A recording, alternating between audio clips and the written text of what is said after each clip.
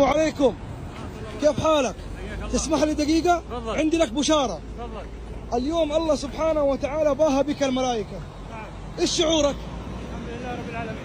سعيد بهذا الشيء؟ نعمة من الله عز وجل منعم بها علينا واصطفانا من غير خلقه، نحمد الله عز وجل على هذه النعمة. آمين. ونسأله قبول هذا الحج يا رب. وأن يجعله حجا مبرورا وذنبا مغفورا يا رب. وأن يرجعنا إلى أهلينا. يا حجي، يا حجي أبغى أسألك سؤال، تتمنى أحد في مكانك العام القادم؟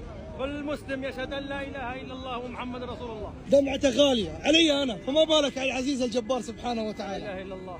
ربي كريم وأنت تستاهل وكل المسلمين يستاهلوا، ونيالك هذا الاصطفاء من ربي. نسأل الله أن يحفظ هذه البلاد آمين. وأن يديم على هذه النعمة. آمين. وأن يحفظ خادم الحرمين الشريفين. آمين. وأن يطيل في عمره. آمين. وأن يجعله ذخرا للإسلام يا والمسلمين. رب يا رب يا رب. حياكم الله. ولا يحرمنا من تواجدكم يا ضيوفنا في كل عام. حياك الله. أنتم ضيوف ربنا ونفخر بأن ندعي أنكم ضيوفنا. حياك الله. أهلا بكم يا حبيبي. حياك الله. بلد واحد وشعب واحد. من أين أنت حجي؟ من ليبيا. أحسن ناس يا أهل ليبيا، وأخيرا التقيت في حاج ليبي.